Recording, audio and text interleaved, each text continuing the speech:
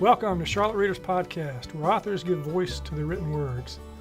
I'm your host, Landis Way, and as you can tell, we're not in the podcast studio today.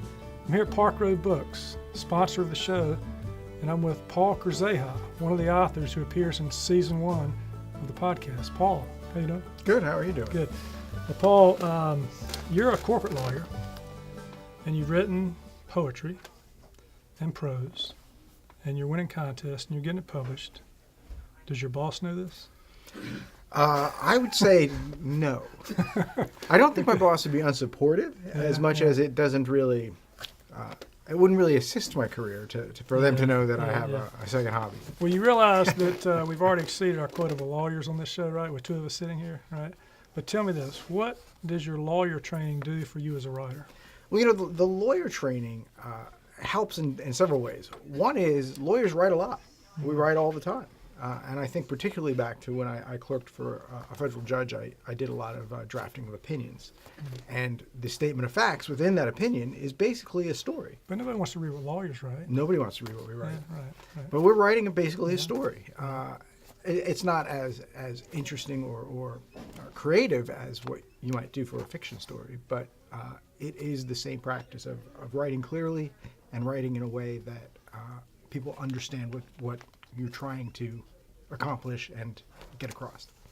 But you're a lawyer with a sense of humor. So they tell me. Yeah, and you wrote a poem that got published Boston Literary Accent Magazine. Yep. And it's kind of funny. Would you read it for us? Sure. Sonnet to Tinder.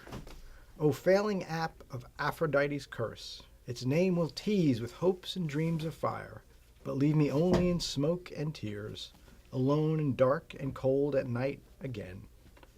I swipe to write, results in no response. Again, I stare at comment screen so bare. My cycloptic picture reveals me now. I stand too fat, too bald, too old, too dull. I try to will my love into the world. I carve her face in stone and text the gods. I wear a bra upon my brow and chant, in hopes of swiping her into my life. I kiss the screen and wish for her warm lips, but taste of only the cold, hard screen. Does your wife know that you're on Tinder? Yeah. I actually had to ask friends about Tinder in order to figure that out. Yeah, all right. Well, and I'm sticking to that story. You can pretend that you researched that, but we know your app's hot. All right, so you also wrote this award-winning piece called Beach Subsidy. Let's set that up just a second. What inspired you to write that piece? So one of the things that always interested me is prior to, I own a beach house, but prior to owning the beach house, I was always sort of perturbed that we subsidize through our taxes the insurance of beach places. Until you had your own beach house. What? And then as soon as I got my own beach house, I thought the subsidization of insurance was fantastic because it's very expensive. Right. But there's a lot of other subsidies. When we rebuild a beach that has been washed away, that's partly covered by the state and federal government, as well as some local funds. But largely these communities exist because there is support from the federal and state government. But having lived in Holden Beach, it's a very conservative town, and they're very anti-federal government and anti-subsidy, and yet they live in a community that wouldn't exist but for those things. All right, and in the spirit of the podcast, let's read a little bit of that. As I walked back to my house a few hundred yards from the beach, I noted anew the faded Trump signs left over from the election a few months before on the sandy lawns of my neighbors and the bumper stickers on the cars of Chevy pickups and Fords. I own a gun and vote. Global warming is global fraud. The residents of Brunswick County, where Holden Beach sits, have a strong independent streak and are heavily Republican. Over 2/3 of the county voted for Trump and other Republican candidates. Two things are certain among the residents.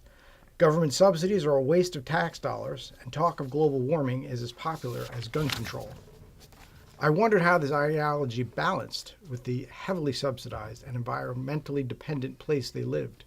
The most obvious example of this was the thundering beach reclamation a few yards away. However, the biggest is hurricane insurance, which subsidizes billions in coastal homes. And you got a little more there? Every year, a major storm does hundreds of millions of damage to hundreds of homes. No rational insurance company would provide insurance to houses balanced on the edge of an ocean with rising waters that is chewing away at the island on a daily basis. To alleviate this problem, the government controls insurance rates and subsidizes any losses.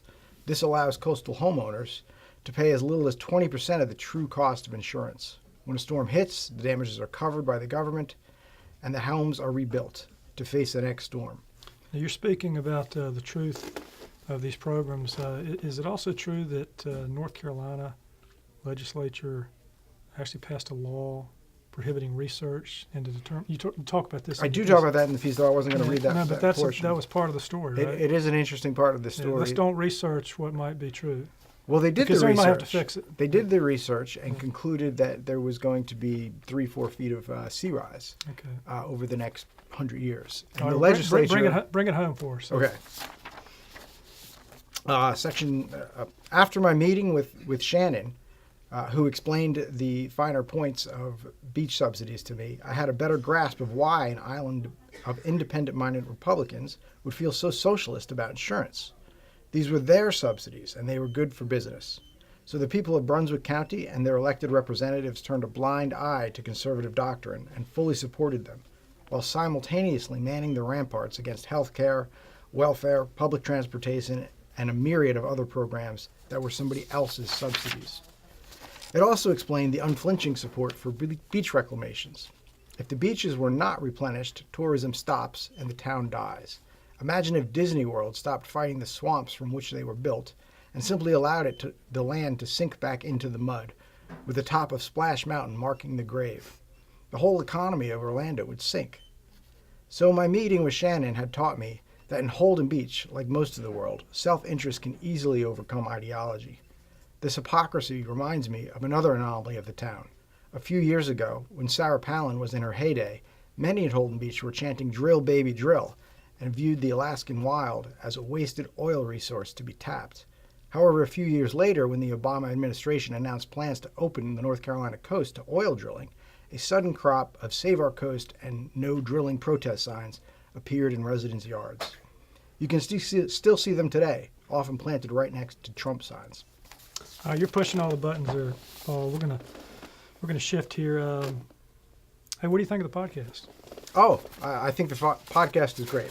I think the Charlotte writing community needs some central points to come together and to see what we're all doing within the community.